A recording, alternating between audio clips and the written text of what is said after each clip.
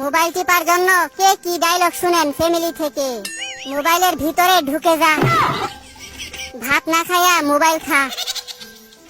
Mobile তোরে প্রতিবন্ধী বানাইছে, মোবাইলের উপর ঠাডা পড়তে পারে না।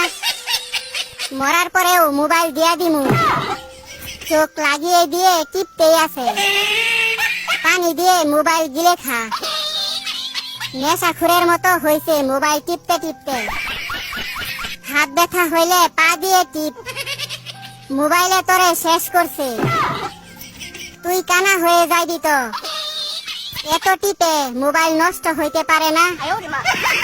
রেজাল্টের পর বুঝামু মজা, অন্ধ হইতে বেশি দেরি নাই।